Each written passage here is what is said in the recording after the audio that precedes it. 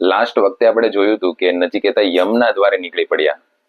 તો આગળ શું થયું એ આપણે જોઈએ કે પોતાના વિચારોમાં, નિર્ણયોમાં ટસથી મસ ન થવાની, અડગ રહેવાની, હિંમત રહેવાની, પાછા ન પડવાની જબરજસ્ત મનની તાકાત એટલે નચિકેતા. એ તો ઉપડી પડ્યા. નદી, નાળા, પર્વત, સમુદ્રો, નગરો, ગામડે ગામડે ચાલતો ચાલતો છેક પહોંચ્યા યમરાજાના મહેલમાં, યમરાજાના દ્વારે. યમરાજા તો હતા નહીં, બહાર ગયા હતા, કોઈને લેવા ગયા હતા. રામ બોલો ભાઈ રામ કરવા ગયા હતા. માતાજી ઘેર હતા, માતાજી તો છક થઈ ગયા કે આ ટેણીયો છોકરો ક્યાંથી આવ્યો. એને આ યમરાજાનો મહેલ તેની ખબર છે, આ મૃત્યુનું ઘર છે એની ખબર છે. આવ્યો છે પાછો જવાનો ખરો? યમરાજા એને પાછો જવા દેશે?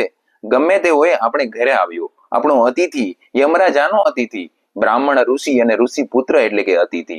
સ્વાગત કર્યું અને કહ્યું ભોજન લો.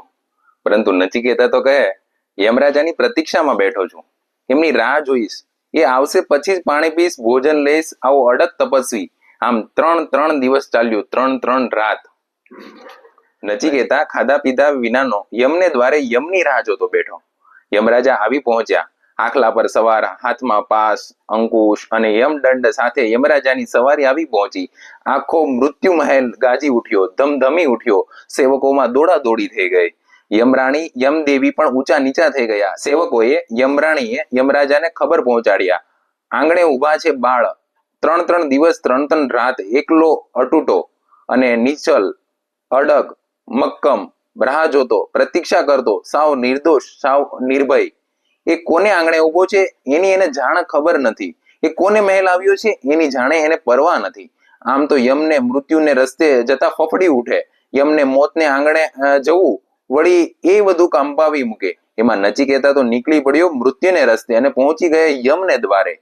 યમદેવ ન મળતા 3 દિવસ અને રાત રાહ જોઈને બેઠા.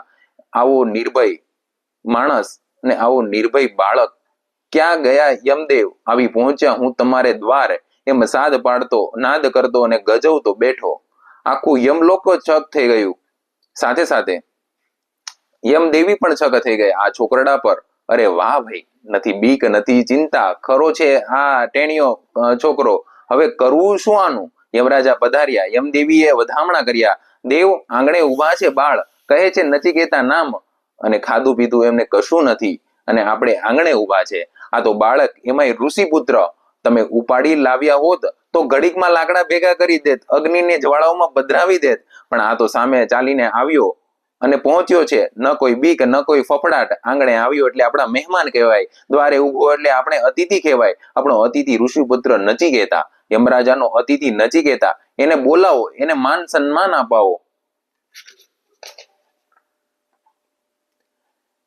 યમલોકમાં આવતા ભલભલા ફફડે તો લોકોના મોતિયા મરી જાય મારે ઘેરે આવતા, એવું યમરાજા કહે.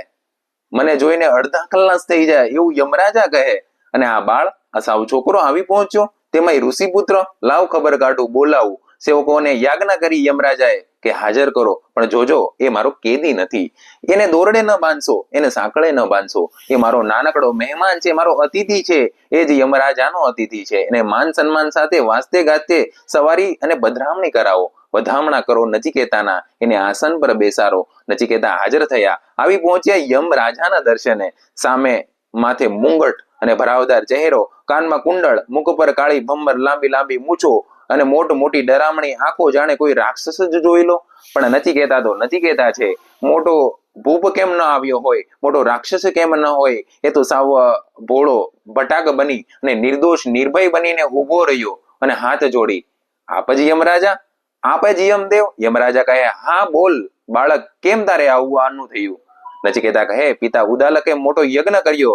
યજ્ઞમાં બ્રાહ્મણોને પ્રિય વસ્તુ દાનમાં આપવાની હોય. તેમણે તો બ્રાહ્મણોને સાવ દુબળી વસુગી ગયેલી ગાયો દક્ષિણામાં દાનમાં આપવા માંડી. મેં પિતાજીને કહ્યું, હે પિતાજી, આપ મને કોને દાનમાં આપશો? પિતાજી યજ્ઞની દોડધામમાં હતા, મહેમાનોની સરભરમાં હતા, અતિશય ગભરામણમાં હતા.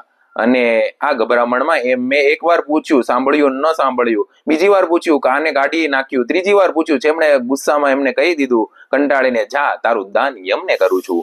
હું નીકળી પડ્યો, મેં તો રસ્તો પકડ્યો આપને બારણે આવવાનો. પૂછો અથડાતો હું વન નગર અને નદી નાળાઓ પર્વતો વટાવીને આવી પહોંચ્યો.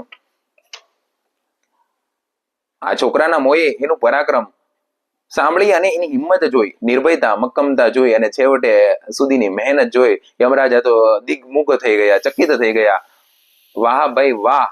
આ છોકરાની પરાક્રમ ગાથા સાંભળી અને યમરાજાનો આખો દરબાર તાળીઓ ગગડાટથી ઉઠી પડ્યો. યમરાજાના મુખ પરથી કરડાકી ક્યાંય જતી રહી. મોટી આંખો આમ સાવ નમણી નમણી થઈ ગઈ.